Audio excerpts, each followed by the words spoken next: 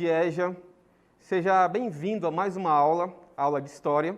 Eu sou o professor Ananias Neto, professor de vocês, e hoje a gente vai abordar uma temática interessante nessa primeira aula que vocês estão tendo de História. E eu queria apresentar para vocês a disciplina com uma aula que é basicamente uma revisão do que vocês já estudaram nos últimos anos. E a aula de hoje, gente, é a seguinte, vamos lá. O negro no Brasil ao longo da história. O que é ser negro do Brasil? Trajetórias positivas e grandes representantes. Pois bem, gente, a gente vai abordar hoje essa temática basicamente para refletir sobre a nossa realidade, sobre uma questão que é tão debatida e tão importante a gente estudar, ok, gente? Vamos agora para a nossa primeira cartela da aula, por favor, gentileza. Primeira cartela. Somos um país de 54 negros. Ainda assim, o racismo está em todas as faces da sociedade e realimenta-se em si, mesmo pela falta de enfrentamento público e pela mentalidade dominante, que muitas vezes não valoriza as raízes históricas que constituem o povo brasileiro. Gente, vamos frisar aqui, pessoal, para vocês terem noção do que é ser negro no Brasil. 54% da população brasileira é composta por negros. 54%, vocês sabem, né, gente? É um pouco mais da metade da população brasileira. Isso significa o quê? Que a maioria da população brasileira, uma ligeira maioria, é composta por negros ou afrodescendentes. E mesmo assim, mesmo sabendo que essa população tem uma ligeira maioria, mesmo assim enfrentamos preconceito e discriminação. E para a gente entender de onde vem esse preconceito, é crucial, é de vital importância que a gente conheça a história, saiba e reflita que o Brasil foi um país escravocrata e que esses resquícios dessa herança constituem o que a gente chama de racismo estrutural. Vamos entender, gente, da onde vem esse racismo, de onde vem esse preconceito, e estudando um pouco mais e conhecendo um pouco mais a nossa história. Vamos lá para a cartela.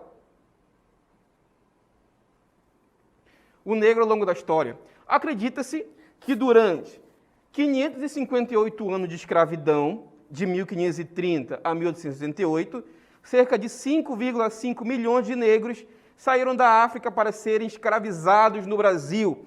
Atenção, pessoal, vamos detalhar os números aqui. O Brasil foi um país em que 358 anos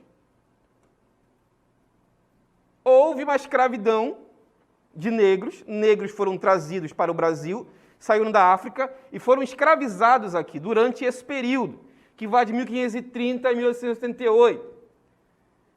Desse montante, acredita-se que 5,5 milhões de negros saíram da África para serem escravizados no Brasil. Vamos imaginar um pouco, vamos colocar um pouquinho a nossa cabeça para raciocinar e principalmente para imaginar.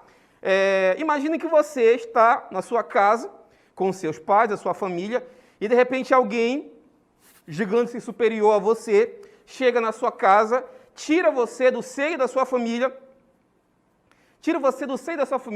leva para outra localidade e nessa localidade você é escravizado. A gente imaginando assim, a gente consegue imaginar o tamanho da violência que houve com essas pessoas. E se a gente vivenciar e conhecer os fatos históricos de maneira mais aprofundada, a gente consegue refletir que foi uma violência sem precedente. Vamos lá, gente, próxima cartela. Nesse período, a condição dos negros era muito precária. Viviam em senzalas, sem as menores condições para a sua sobrevivência, com uma alimentação precária e, pela desobediência, muitas vezes eram punidos com castigos violentos. Gente, a travessia, gente, do negro vindo da África era uma coisa muito precária. A gente imagina que por volta o período de travessia, entre o continente africano até chegar na colônia Brasil, era uma viagem de aproximadamente 30 a 40 dias, sendo que os negros eram obrigados a viver abarrotados nos chamados navios negreiros, sem a menor condição de higiene. Vamos imaginar que em um navio negreiro, que coubesse aproximadamente 30 negros, eram colocados, abarrotados mais de 50, sem as mínimas condições de sobrevivência, com uma alimentação precária. Alguns historiadores afirmam que cada negro vivia com o equivalente a um copo d'água por cada 2 dias. E eram alimentados muitas vezes com bolachas mofentas, eram obrigados a conviver nos porões dos navios, convivendo com ratos e outras pestes, sendo que muitos deles não sobreviviam nem sequer à travessia. Quando chegavam aqui, eram obrigados a esquecer o seu passado. Imagina você sendo obrigado a esquecer quem você é para trabalhar para alguém que você nunca viu. É uma violência sem precedente. Chegando aqui, eram obrigados a trabalhar de forma compulsória nas fazendas de café ou de açúcar, dependendo do período da história brasileira, e eram submetidos a violências físicas, alguns castigos sem precedente. E logo, quando foram libertos através da conhecida Lei Áurea, em 1878, esses negros foram jogados à própria sorte.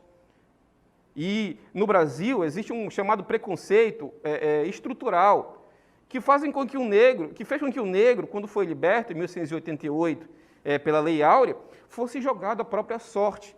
Muitas vezes obrigados a viver submetidos a situações muito degradantes nas cidades, sendo obrigados a se estabelecer, muitas vezes em locais impróprios, a trabalhar com o trabalho que ninguém queria fazer. O negro trabalhou a sua vida toda, e dos seus descendentes, nas lavouras de café e de cana-de-açúcar no Brasil. Após a sua libertação, não receberam sequer um centavo pelo seu trabalho. Muito pelo contrário.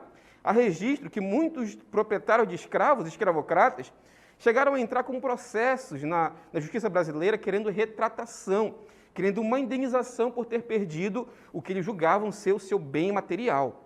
Ok, gente? Vamos adiante. O negro do Brasil ao longo da história, o que é ser negro no Brasil? A própria existência já é um desafio, pois cada lugar novo e cada pessoa nova exigem novas estratégias de aceitação. Assim, é muito triste dizer isso, mas realmente é isso que acontece. Em muitos ambientes de trabalho, os olhares e as cobranças estarão sempre voltadas para você. Ok, gente? Próxima cartela, por favor. Ser negro no Brasil é conviver com o preconceito e a desigualdade. O silêncio em torno desse fato não ajuda em nada o país. Por isso, precisamos falar sobre trajetórias positivas e de grandes representantes negros, fomentando essa discussão de que o negro, assim como o indígena, o surdo e tantos outros grupos representativos, vem vencendo os obstáculos impostos socialmente. Agora a gente vai conhecer algumas trajetórias negras que conseguiram vencer o preconceito e são até hoje conhecidos como personalidades de grande importância na sociedade brasileira. Ok, gente? A primeira personalidade que a gente vai conhecer e debater um pouquinho mais é o Zumbi, Zumbi dos Palmares. Vamos lá, gente, conhecer um pouco mais sobre essa personalidade. Trajetórias positivas e grandes representantes. A primeira personalidade que a gente vai conhecer é Zumbi dos Palmares. Quem foi Zumbi dos Palmares? Zumbi, também conhecido como Zumbi dos Palmares, foi um líder quilombola brasileiro, o último dos líderes do Quilombo dos Palmares, o maior dos quilombos do período colonial brasileiro. Zumbi dos Palmares é até hoje célebre, considerado símbolo da resistência negra à escravidão branca, escravidão europeia, até mesmo brasileira. Vamos lá, gente, adiante. Zumbi nasceu na então capitania de Pernambuco, em uma região que hoje pertence ao município de União dos Palmares, no estado de Alagoas. Ok, gente? A segunda personalidade que a gente vai conhecer e debater um pouquinho sobre a sua vida e a sua forma de resistência contra a escravidão é... Adiante, por favor. É Acautune. Acautune, da casa de Quinlanza, foi uma princesa africana escravizada no Brasil e líder quilombola à frente de um dos 11 mocambos do Quilombo dos Palmares, que resistiu ao regime colonial por cerca de 130 anos. Acautune também foi uma líder quilombola, símbolo da resistência contra a escravidão e até hoje é considerada uma das mais influentes mulheres negras. Ok, gente? Outra personalidade, adiante, por favor, que a gente vai conhecer e debater um pouquinho mais sobre sua trajetória. Por favor, é Dandara. Dandara foi uma guerreira negra do período colonial do Brasil. Após ser presa, cometeu suicídio, jogando-se uma pedreira ao abismo para não retornar à condição de escrava. Foi esposa de Zumbi dos Palmares e com ele teve 3 filhos. Dandara também é considerada um símbolo da resistência negra à escravidão, até hoje considerada um dos maiores exemplos de resistência negra. Atualmente, a historiografia tradicional, o estudo da história, tem estudado cada vez mais a figura dessa mulher e abordando temáticas variadas, principalmente como ela lutou contra a escravidão, negando-se inclusive a voltar a ser escrava, preferindo tirar sua própria vida ao invés de voltar à condição de escrava. Ok, gente? A próxima personalidade negra, que a gente vai conhecer um pouquinho, a próxima personalidade negra que a gente vai conhecer é a Cotirene, que também foi uma líder quilombola. Foi a matriarca do Quilombo dos Palmares, onde já estava antes de Zumbi e Dandara. Era respeitada como conselheira em casos corriqueiros e de batalha, considerada a mãe de todos os escravos. Pessoal, a gente não tem a imagem da Cotirene aqui, mas vocês, se tiverem curiosidade, vocês podem pesquisar a vida dessa matriarca escrava e vocês vão ver o quão foi importante a sua atitude, as suas atitudes na resistência contra a escravidão negra. Ok, gente? Próxima cartela, por favor. Próxima personalidade negra que a gente vai conhecer é a Teresa de Benguela. Teresa de Benguela foi uma líder quilombola, também outra líder quilombola, que viveu em um lugar incerto. Mas sabe-se que o quilombo estava às margens do rio Guaporé, no qual está localizada a cidade de Vila Bela, no qual está localizada a cidade de Bela Vista, da Santíssima Trindade, no atual estado do Mato Grosso, no Brasil durante o século XVIII. Próxima personalidade negra que a gente vai conhecer um pouquinho mais é o Antônio Francisco de Lisboa, conhecido como Aleijadinho. Aleijadinho é considerado um mestre, um dos mais célebres escultores e entalhadores do Brasil. Até hoje, suas obras estão expostas em algumas das cidades históricas do Brasil, principalmente nas cidades mineiras históricas, conhecidas pela extração de ouro e diamantes. O Aleijadinho é um dos mais célebres artistas desse período. Ok, gente? O próximo personalidade negra que a gente vai conhecer e debater um pouquinho mais sobre ela é o Mestre Valentim. Mestre Valentim da Fonseca, mais conhecido como Mestre Valentim, foi um dos principais artistas do Brasil colonial, tendo atuado como escultor, entalhador e urbanista no Rio de Janeiro. Está aqui o busto do Mestre Valentim, também conhecido como uma das grandes personalidades negras. A próxima personalidade que a gente vai conhecer e debater um pouquinho mais sobre ela é Pixinguinha. Pixinguinha é considerado um dos maiores compositores da música popular brasileira. Até hoje, gente, a música do Pixinguinha ela serve como base para outros estudos musicais de outros gêneros musicais. Pixinguinha conseguiu aperfeiçoar um gênero musical brasileiro que hoje é conhecido como o choro. O choro foi aperfeiçoado pelo Pixinguinha através de suas inúmeras composições. Provavelmente você já deve ter ouvido uma música do Pixinguinha e não sabe que é do Pixinguinha, mas sabe que a sua referência ainda hoje é marcante na música brasileira. A próxima personalidade que a gente vai conhecer hoje, negra, influente, é um ator, humorista e apresentador conhecido como Grande Otelo. Grande Otelo é pseudônimo de Sebastião Bernardo de Souza Prata. Foi um ator, comediante, cantor, produtor e compositor musical, considerado um dos precursores no humor brasileiro e na arte de apresentar. Até hoje, muitos apresentadores colocam o Pixinguinha como a sua maior referência, ou melhor, colocam o Grande Otelo como a sua maior referência em performance e em presença de palco. E, por fim, a nossa última personalidade negra que a gente vai estudar e conhecer um pouco mais é a Ruth Souza. Ruth Souza, que nos deixou recentemente, aqui, agora em 2019, faleceu há pouco mais de 90 anos de idade e foi considerada uma das precursoras das artes cênicas brasileiras. A primeira mulher a estrelar uma peça no Teatro Municipal do Rio de Janeiro, considerado um dos maiores símbolos das artes dramaturgas brasileiras. A Ruth Souza conseguiu estrelar, foi a primeira mulher negra protagonista de novela e, através da sua arte, pôde influenciar várias pessoas a lutar contra o preconceito e a conseguir sobrepor as barreiras que a sociedade impõe. Ok, gente? Pois bem, agora a gente vai refletir um pouco em cima da aula através da nossa dinâmica local interativa.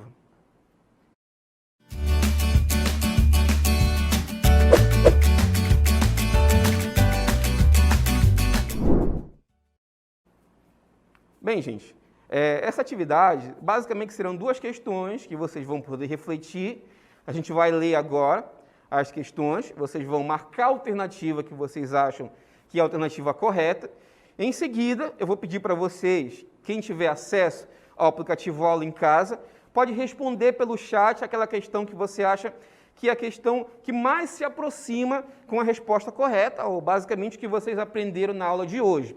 Vamos lá, gente. Duas questões para a gente refletir um pouco mais sobre elas. A primeira questão diz o seguinte: ao citar o termo literatura, alguns nomes são referências, entre eles alguns afrodescendentes. Quais são eles, gente? Aqui pode ser uma ou mais de uma questão que seja correta e que vocês vão marcar aquelas que vocês acham que mais se aproximam com o que a gente está pedindo no enunciado, tá, gente? São aqui 5 opções, vocês vão ver se essas opções correspondem e vão marcar no X na opção que você acha que é correta. Ok, gente? Vamos lá, gente. Opção 1, Machado de Assis. Vota, por favor. Opção 2, Cruz e Souza. Opção 3, Neguinho da Beija-Flor. Opção 4, Grande Otelo. Opção 5, Zumbi dos Palmares. Eu estou pedindo aqui de vocês referências afrodescendentes no ramo da literatura. Ok, gente? Vamos lá para a segunda questão. Segunda questão. Muitas mulheres compõem essa vasta trajetória positiva das grandes representantes afrodescendentes. Aqui, gente, vocês vão ler o enunciado e vão ver qual é a mulher que se destacou na área da política brasileira. Também 5 questões, vocês vão refletir e, em cima disso, vocês vão marcar a alternativa que vocês acham a correta. Letra A, Ruth Souza. Letra B, Dandara. Letra C, Lélia Gonzalez. Letra D, Escravizaura. E letra E, Chica da Silva, perdão. Agora eu vou dar um tempo para vocês vão ler as questões, vão refletir, e em seguida a gente vai voltar com o gabarito para comentar um pouquinho mais sobre a atividade. Ok, gente? Agora é com vocês.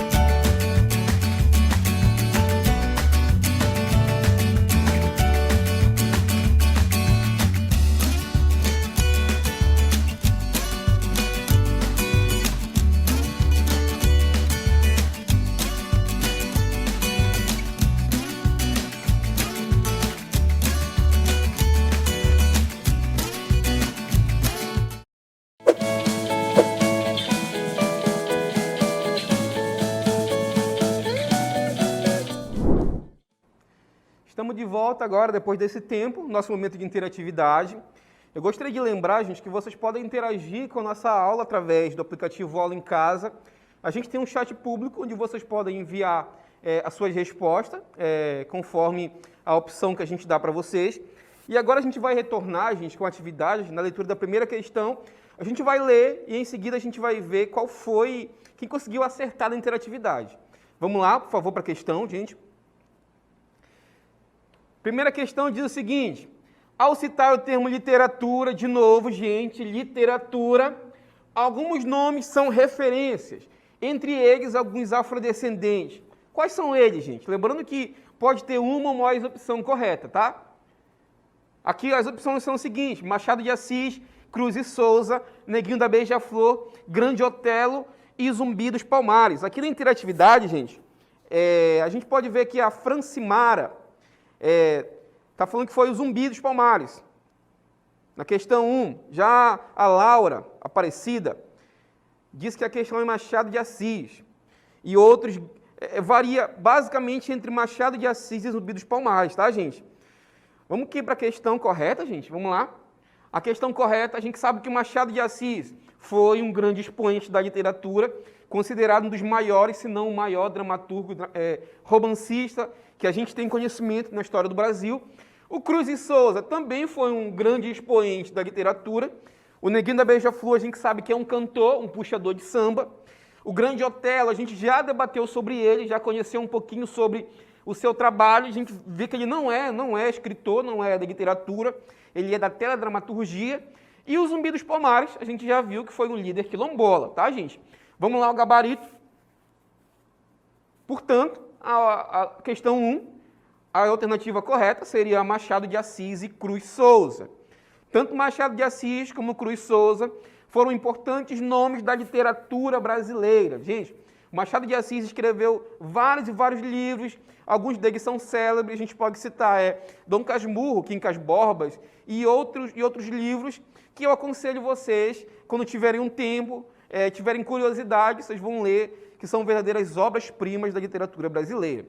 Ok, gente? Vamos para a segunda questão agora. Segunda questão: muitas mulheres compõem essa vasta trajetória positiva de grandes representantes afrodescendentes. Qual destas mulheres se destacou na política brasileira? Opções: letra A, Ruth Souza, letra B, Dandara, letra C, Lélia Gonzalez, letra D, Escravizaura e letra E, Chica da Silva. Aqui a gente pode ir por eliminação, tá, gente? A Ruth Souza, a gente já conheceu aqui na nossa aula, foi uma dramaturga, a primeira negra a protagonizar uma novela. A Dandara, a gente já viu também que foi uma líder quilombola. A Escravizaura foi uma escrava branca liberta. E a Chica da Silva também foi uma célebre escrava liberta. Então, a opção que nos resta é a opção C, Lélia Gonzalez. Por favor, gente, gabarito. Questão 2, resposta, letra C, Lélia Gonzalez. Lélia Gonzalez foi uma intelectual, autora política, professora, filósofa e antropóloga brasileira. Foi pioneira no estudo sobre a cultura negra no Brasil e cofundadora do Instituto de Pesquisa das Culturas Negras do Rio de Janeiro e do Movimento Negro Unificado e do Olodum. Ok, gente? Portanto, essa foi a aula de hoje, a aula da EJA, da quinta etapa. Eu espero que vocês possam ter refletido um pouco nessa aula, possam ter assimilado o conhecimento e, principalmente, possam ter refletido através das suas posturas e das suas novas posturas, através da aula de hoje, tá, gente? Então, por hoje é só. Fiquem na paz e até a próxima.